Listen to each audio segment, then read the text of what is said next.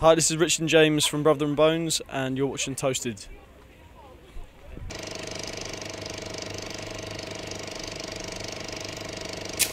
Song, of course, To Be Alive, a great song, but you issued it before, you got a lot of airplay here in Europe. I can imagine you put it on the album because probably the Americans didn't wake up to the song yet.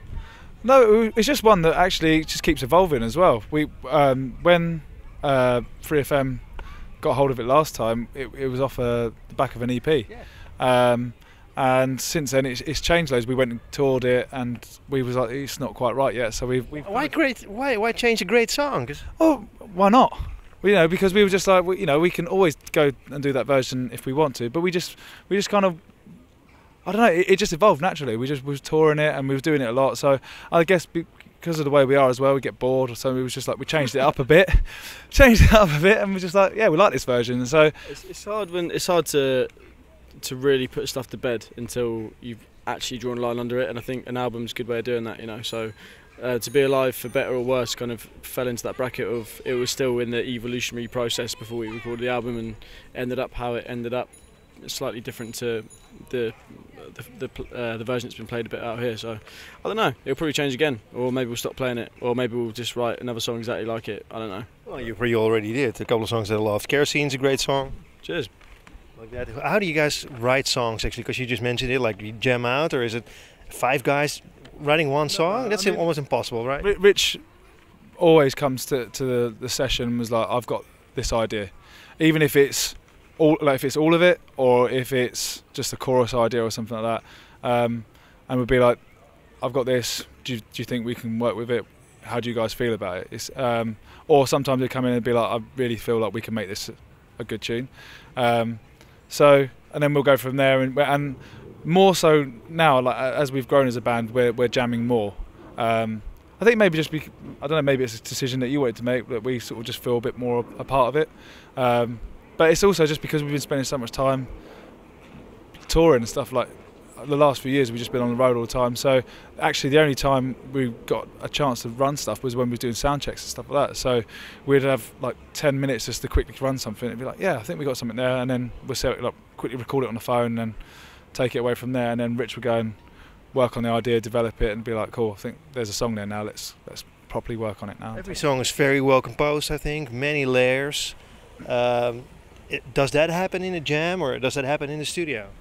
Both, really. I mean, we've kind of found our process, which we think works for us, which is, as James said, without repeating him, just I'll generally bring a song, or like the flesh of an idea. We'll evolve it, and then once it's at a certain point, we'll take it into a demoing process and just go into a studio and actually record it in a studio as just to hear what it sounds like on record. Mm-hmm. It's really hard sometimes, especially the place where we rehearse, to really hear the nuts and bolts of something, and you go, where do you rehearse? In a caravan? Oh, it's terrible. It's literally all the speakers in the amps are blown and stuff like that. Yeah, we rehearse under like a sort of archway of a train tracks down in London. Yeah, it's great though. I mean, we love it. We've been there for a while, but there's so many things that you don't really pick up on, and you don't really hear what each other are doing until you go into that proper demoing process, and that's almost become one of the most important parts for us, to the point where we actually do that first now. Sometimes I'll finish a song and put it and kind of record it, and then we'll start working on drum ideas and the guitar ideas away from a rehearsal room where we can just actually sit down together and just program some drums and go, look, this is what I'm hearing. So it just takes away that a few hours of just going, just change that and change this. It feels slightly less natural, but it's, given the fact that we're on the road so much, it's become a really necessary part of our process, which is great. I think it's nice that you can do that these days, and just get a laptop out and be like, this is what I'm saying, this is the tempo, and this is the drum groove we're hearing. You guys must be happy that the album's finished now. It's done, right? I mean, yeah, it's been done for about 14 months. Really? Because I thought you finished in March or something. We've recorded it in June 2014.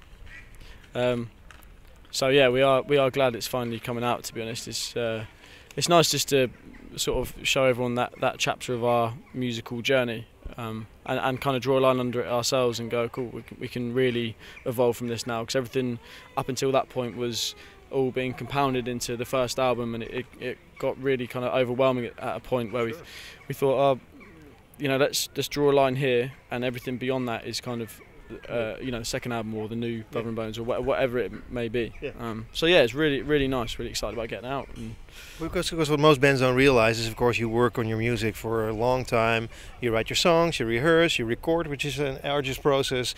Finally, you get it out, and then, of course, the music is already old for you guys, but for us, it's brand new. You know, so you guys are 2 years ahead of us. Yeah, right. Yeah. Well, the thing is, when we finished the album, we something we didn't take into account, because we tried to record it as live as we could. We did it in 10 days.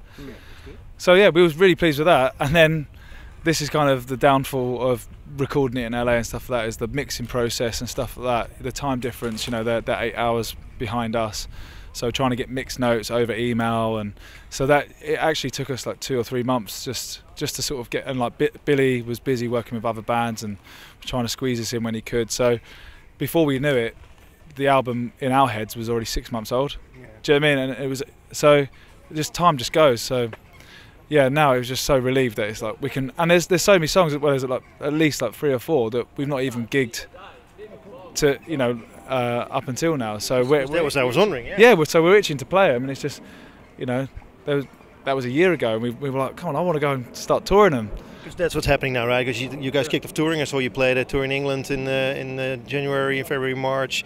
Yeah, we did a small one. We haven't done any, like, up until we started recording. We were doing months at a time. We were just on the road all the time, and which has been good for us. But I think we're sort of taking it a bit more in our stride now, just because writing's becoming more important. I think, like, now that the first one is done, like Rich said, we just kind of want to start cracking on with just making sure that we keep the momentum up once that does come out. Because what's next for you guys? Touring this album and already writing stuff for the second one? Yeah, I mean, to be honest, we're kind of hoping to record at the start of next year, start properly recording the second album. We'll probably have quite a different process to recording this album, just in terms of progress and experimentation. Do you know what I mean? I think maybe we'll go for, I don't know, just see where it takes us. I suppose there's no point in putting any words on it yet, but I think we've got more of a definitive idea. We've learnt a lot of lessons, and I think we probably want to do a job ourselves on the next album. You know, I think we're in a position where we can do that and really musically take it to a next level within the confines of our little nucleus of Brother and Bones. So we'll see what happens. I mean, we've got a lot of touring to do in the autumn. When I look at what you guys pulled off, I mean, how good you guys are as songwriters, how good your album is, that you already tour and you make a buck. Do you actually need a record company at all? Because, I mean, you didn't need one so far. It depends what your objectives are, and well, bring this great music out to as many people as possible. Well, if you're talking as many people as possible, then there's, you know, a certain like gravitas and that you can't really get unless you've got a record label. I think, you know, if you've got someone goes, oh, it's the new biggest artist, is the priority artist for this big label for Ireland or whoever it is, instantly people are going to go, no way, they're going to be the next big thing. Yeah. And then radio pluggers, you know, radio people are just going to go, yeah, great. And so I suppose that there's a certain element of that, but I suppose my ethos on it is more that it's a lifestyle choice being an artist. Do you know what I mean? So you're always looking just to develop yourself and develop the music you do, and if you can do that within your own construct, then great. You know, if it can be sustainable and you enjoy the lifestyle and you know signed up to it and that's just how you live your life, then everything else is a byproduct of that. Do you know what I mean? Whether you make a good album or a shit album, or you make a #1 album, or an album no one's ever heard that might be the best. You know, Nick Drake sold 5,000, 10,000 copies of his albums. He had made 3 of the greatest albums ever. Sold 10,000 copies in his lifetime. Do you know what I mean? It's like he will never know the fact. I mean, we've sold more copies of stuff that we've put out, and which is just, it's a travesty in terms of him as an artist, you know. And he'll never know, he'll never be received as a, you know, in his person. He'll never be like, oh, I was a successful artist and I've achieved something. You know, it's a funny old world, I suppose, making music. And is it your destiny? I don't know. That's not my place to say. Music is not your destiny? I think it's just a choice. I think all you get is choices, and you just keep making a choice. And my choice keeps being music. So until it's not music, then it's not my destiny, I suppose. Destiny's a pretty big old concept to try and fathom. But you know, I think we'll just keep making music, and that's what we want to do, and that's what we love doing till the point where we go, it's not worth it, then it will stop. But that point doesn't really seem in the next 30 years, I hope. Yeah. Well, yeah. I mean, that's what we're doing it for, really, isn't it? I mean, like you just said, with all this, the last couple of years, I think we've had conversation amongst ourselves. It's just all just building up the foundations so that we could just carry on doing it for as long as we enjoy it. So, yeah, as long as we can just keep progressing, it's cool. Sweet. Two more things. Omaha out on 7-inch. Where can I get it? What will it cost me? How do I get it? We'll give you on free in a minute. No, if I'm a fan, I'll take it then. You said it now. You lost that one. It is out today, and you can buy it exclusively from our website. You can buy it at shows as well. So if you come to, we've got some shows in October 15th to the 18th of October. 15th to 19th. 19th. Runs Amsterdam on the 19th at the Milky Way. Yeah. Melkweg. Melkweg, or whatever it is. Sorry. But yeah, you can get them at any show and on the website, but they come out today. Yeah. It's a limited edition. How many printed? There was 500 printed. No shit. It's like a double A side with kerosene. So yeah, Omaha and kerosene out on 7-inch. But yeah, our website or a show. So it's a double A side. Yeah, pretty much. Yeah. Nice. Yeah. That was the first thing. The second thing, for everybody that didn't see you guys live, 2 drummers. Yeah. Which is rare. Yeah, that was a bit of a bloody expensive. We're just greedy. We're just like, you know what? Like, let's just get another one. You never know what happens to drummers. It's true. Yeah, right. But why? I mean, because it's a deliberate choice. I mean, so it's a fat, massive sound, of course. It was a bit of a natural step, that as well. I mean, I used to play a lot with Rob, who plays percussion. So we used to do a lot of acoustic duo stuff. I play acoustic guitar, I play djembe and bongos and hand percussion, etc., etc. I suppose it was a kind of conceptual thing. I always imagined that tribal sort of vibe, and it's something that's evolved over time. Yeah, it was something that really excited me when I was thinking about putting the band together. I was like, there's so much scope for the different things you could do, and it's something that I really enjoy in music. You know, if you listen to any world music or like even old blues stuff, you know, there's not like a load of drummers in it. There's a lot of percussive natures of things in vocals and guitars and stuff like that. So yeah, something I really wanted to explore, and it's, I suppose, just developed into our sound. It's a luxury as well that when you listen to a record, there's so many hidden instruments and parts, you know, like organs and backing vocals and stuff like that. And percussion, I guess because we all really like drums and rhythm anyway, percussion is one of those things that always gets taken for granted. But like all like little cowbells and shakers and stuff like that are all in these massive productions, and you go and see a band live, and there's just something missing, and I can't put my finger on it.